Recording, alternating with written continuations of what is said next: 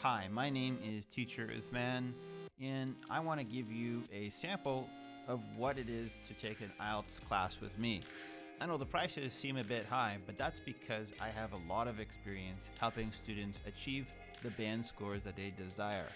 I've had students achieve Band 8 in Vietnam, in China, and also in the Middle East.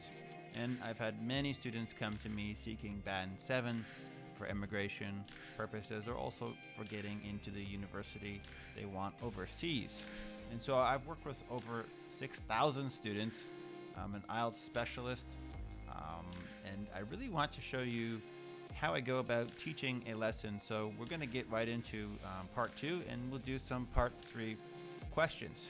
Let me just preface by saying when we go into a class, we will go through the most recent IELTS questions, and I will ask you the questions. I will take notes and correct you based on any mistakes you make. And we need to understand that the IELTS examiner is looking for many different avenues when they're marking you. They're also looking at your confidence as a speaker. And so they're going to be, of course, looking at your grammar, your collocations, your pronunciation. And pronunciation isn't just about how you enunciate words, it's also where you put the word stresses. And you can stress words by elongating vowels, you can be changing your pitch around. All these little elements are going to help you increase your band score, and of course your confidence and your ability to think quickly, and your ability to put forth a good discussion after you give an example.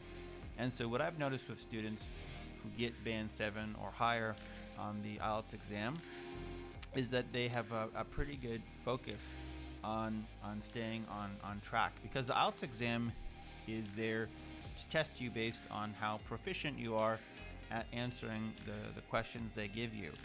And they really want to make sure on part 2 that you hit those subtopics that they give you. And you need to sound pretty convincing about it. And so those are the students who do well. And of course, the more you're able to practice IELTS exams and get corrected on those mistakes and then learn from them, the faster you are at improving. So what I typically do with part 2 is, we'll go over the question, I'll ask it. So here, let's look at this part 2. This is from the most recent IELTS exam, which is going to be from January 2020 until August 2020, and then they're going to change them. But let's take a look at this part 2. It's asking you to describe a person in the news recently. That's a key word, recently, who you would like to meet. So you should be pretty confident about a person, a celebrity figure, a corporate CEO, who is someone, and recently could be, within the past year. And they're not going to fact check you, but it should be someone that's fairly recent in the media that you would like to meet. Meaning you haven't met them. It's something that potentially could happen in the future, and then of course, it is something you're going to have to go over the subtopics, right? So they're saying, who the person is. So you need to identify who the person is. So as you're reading this cue card, a couple of names should be popping up in your head. Is it a politician? Is it a CEO? Is it an athlete? Is it a game designer? Is it an esports athlete?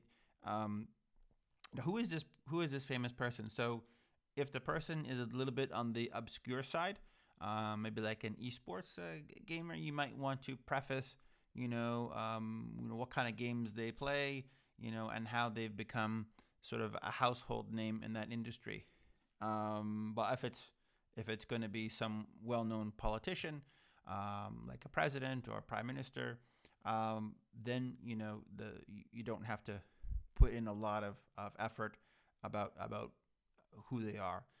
So that really depends on how obscure or how well known they are. How you know about them. So what they're asking you here is, where did you find out about this person? Was it through the internet? Was it through a magazine? Where did you collect this kind of information? Was it a YouTube video?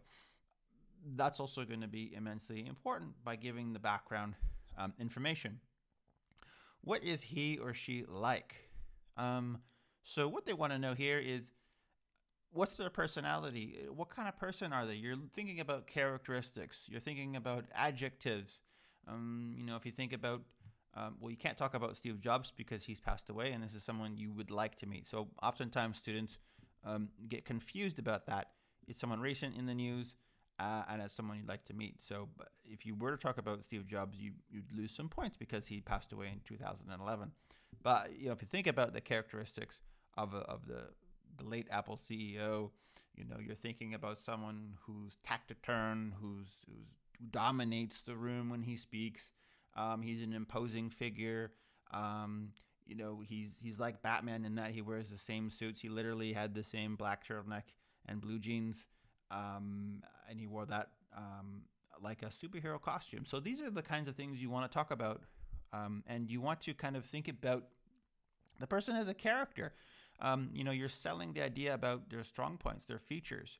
Maybe they have prominent physical features, especially if you're talking about an athlete.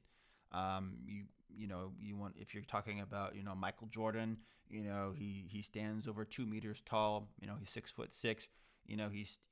He cuts an imposing figure, as he dwarfs most people. He was the one of the highest scoring athletes in the NBA. So you want to talk about those kind of physical characteristics if it's an athlete, or perhaps a celebrity, say like Tom Cruise. He also has like piercing eyes. He has that short cropped hair, which kind of matches his character, as he tends to do action roles like in Mission Impossible or Jack Reacher, or Edge of Tomorrow. So you want to paint a picture, and you want to play to the strengths of the person you're talking to, based on kind of the industry. We're not going to talk about, if we're talking about Elon Musk, we might not really talk about so much about his physical attributes. We're going to be talking about the businessman, the innovator, and what he's like in social media and so on. So those are the kinds of things that need to go through your mind as you're reading the cue card. And then when it says, and explain why you want to meet him or her, this is the emotional connection. Why did you choose to want to meet this person? Imagine, sitting down with that person, sitting down and sharing a meal with them and picking their brain. That's a nice idiom. You need to think about what idiom you want to use. So you could always use idioms like, I'll feel over the moon. I'll feel on top of cloud 9. These are simple idioms which will talk about happiness, but you could also talk about, picking their brain. And, it's very hard to get a hold of this person, because wherever they go, you can't swing a cat without hitting someone who's trying to interview them. So you want to try to use carefully selected idioms, but if you're in a pinch, you can always use some preset ones, and that's something we'll go over. That's something we'll also go over in our classes. So you want to think about those characteristics. So the person, the person's name and occupation, very important. Their strengths and characteristics. Anything that really stands out about their character. You want to imagine a scenario that they were in, that best explains this. Like Steve Jobs in the boardroom, shouting at everyone. The kind of piercing eyes that he gives, and that was all based on the biography about him and the people who've talked about him afterwards. The fact that he'd put his feet up on the desk and he wore sandals, and people even talked about smelling his feet. So, but these are also characteristics and parts of a character. Oftentimes, very successful people have these idiosyncrasies or natural quirks and quarks about them that stands out. These are some reasons why you wanna explain why that they're bigger than life. or larger than life. You want to pick out key idiomatic expressions. A lot of this comes from your ability to.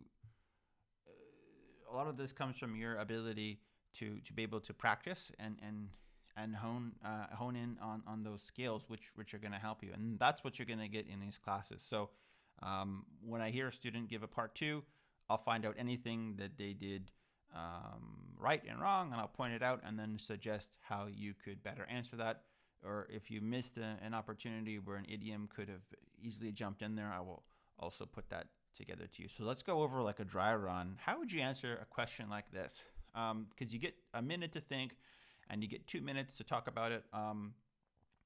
Let's just do this live. So describe a person in the news recently who you would like to meet. You should say who the person is, how you know about them, what he or she is like, and explain why you want to meet him or her. Okay, so let's go in. Let me make sure I can see the timer here. Okay, so we got 2 minutes to talk about it. 1:31, and let's go. Well, the person I'd like to talk about today is the famous Elon Musk. He co-founded eBay and PayPal and then sold those companies after being a very successful tech CEO to start his own company called Tesla Motors. And this is a household name. He has become a household name because the Tesla is a fully electric car. He also makes sporty models. The car is considered a luxury car. It also has self-driving properties. It has a very sleek look to it. And let's talk about the man. The man himself can be quite crazy at times. He has created a flamethrower, which he actually sells. He has created an underground train called the Hyperloop, which can go over 1,000 kilometers per hour. He's also working on SpaceX. He wants people to go to space, to visit the moon, and to get out of the Earth's atmosphere as a form of travel and vacation. And I've heard about him on various tech journals, on various tech podcasts. He's all over YouTube. Whenever he speaks, everyone listens. He's got the magic touch, the Midas touch, you could say, with any project he's gotten into.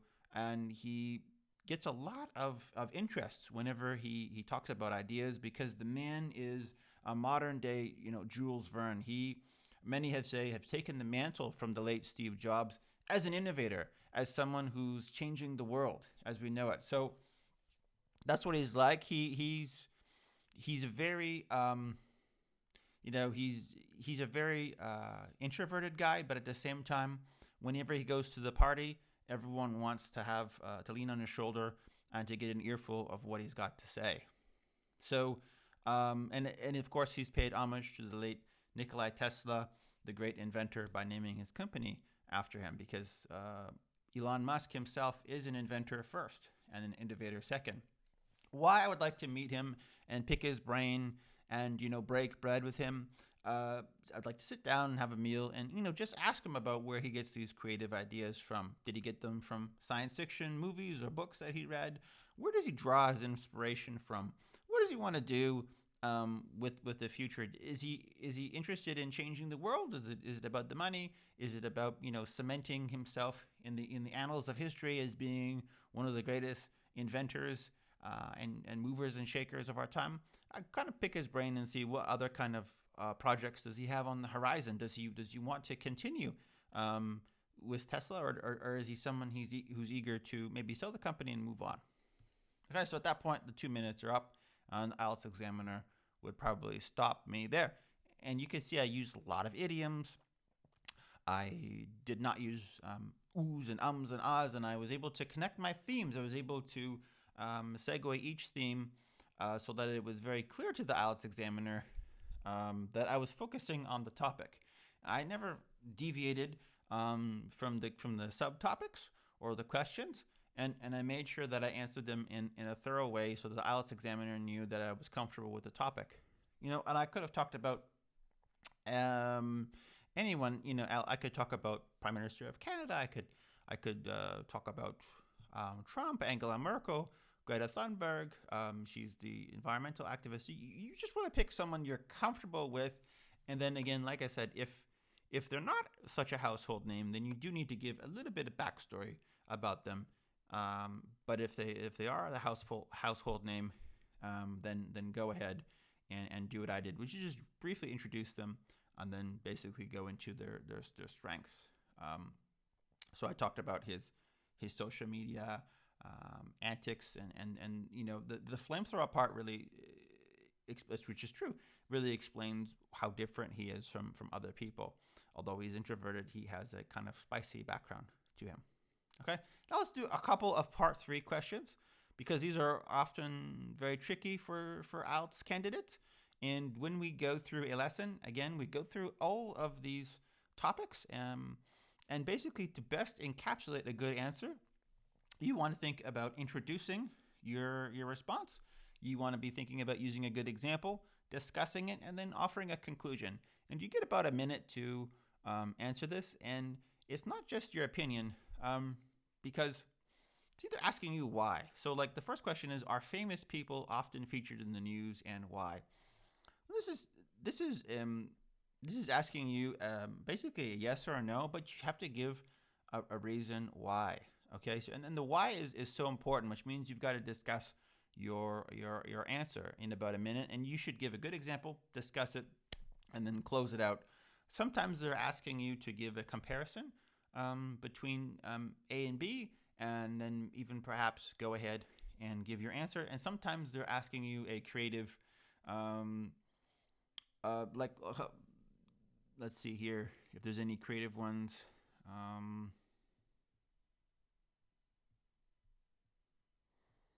Well, here's one, number 8. So, like, why are some people more interested in negative news stories, and is it human nature? That's a bit of a creative one.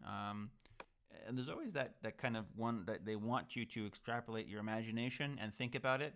And you may not know how to answer, but you're going to have to do your best to pull from that imaginary aspect. There's one on every part 3. And there's usually a comparison one, like number 5. Do people in your country pay more attention? No. Yes, to national or international news. And so this one you have to compare local and national to international news. And of course, it's usually not one or the other. So it's best on this one to answer on the one hand and on the other hand. And you basically want to, the more you can discuss about both and then give a conclusion, the better you are. So let's go into some of the tougher ones. Let's do part 3, and let's do some of the tougher ones here. So number 5, do people in your country pay more attention to national or international news? That's a great question. Nowadays with the coronavirus or COVID-19, everyone in Canada is paying attention to international news.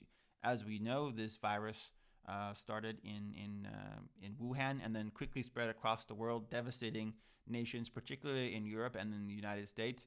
And Canada has also been affected. So Canadians are glued to their seats when it comes to looking at the news on the internet and on TV, anywhere they can get it. They're reading about it. It is at this point kind of a fatigue of news, and people are generally less interested in what's going on nationally when there's a time of crisis. Although on a regular given day, yes, people do like to read about local news when it comes to the weather, when it comes to sports, when it comes to traffic or business. But as a greater point of interest, people love the international news, to hear about the big entertainment icons, the biggest acquisitions and mergers with companies. What is Apple or Samsung doing on the technological point? Video game releases, politics across the world, wars, environmental issues, all kinds of crises that might come up. So generally speaking, people in my country are more interested in what's going on across the world because, as you know, globalization has made the world a global village. Okay, so you can see here I've closed it out. I've argued the point pretty well, and I've talked about how people would pay attention to both, but how they would pay more attention to the international aspect. Okay, and then let's go to number 8, which is kind of a tricky question to answer, because they're asking you, why are some people more interested in negative news stories, and is it human nature? So let's go ahead and answer. There are some segments of the population that would be interested in news that might not be so pleasant. And that could be because they may be experiencing a rough patch in their life. When people gawk or rubberneck at the side of the road when there's an accident, it's a curiosity. So some people might be anxious by nature. They might be very curious people, and they just want to know, about something bad that's happening, because it informs them. Perhaps it gives them some kind of surety. They want to know what's going on. It's like the kid that asks their parents to check in the closet for the boogeyman. It helps them sleep better at night if they know all the ramifications of what's going on in something unpleasant that has happened. We take the current story of the coronavirus. There's a lot of unpleasant things. A lot of people are passing away. A lot of communities are being negatively impacted. There's an economic aspect to it. And people want to be informed because they want to better prepare. Perhaps they want to stockpile food, or they want to perhaps look for a job that offers a more remote aspect. But it's because they're very curious and very worried and very anxious by nature. Is it human nature? Yes, humans are very curious. That's how we progress. We ask the tough questions. We explore all the different angles, and that's how we move on in life. And so we also have to ask the tough questions when it comes to seeing negative stories in the news, because we don't want to keep our head in the sand. We don't want to be left out in the dark on the tough stories. And so there's a lot of people who need to know that kind of information, and it's not because they seek out the gruesome, or the dark, or the melancholic aspects of life. It's because they really want to be better informed. Okay, so I answered a couple of questions here in part 3. And basically, in our class, we would sit down and go through all the questions. I would listen to your answers. And then if they were a bit on the weaker side, I would provide a model answer and, of course, show you where you need to work on your grammar or your tenses, whether you're using the past tenses or not correctly, and help you out there. So hopefully this video will really show you why you should have a class with me, and all the experience and hard work that goes into putting these IELTS lessons, and that you're basically in gifted hands and you really are going to do well if you have a class with me. So I hope to see you guys soon. Bye-bye for now.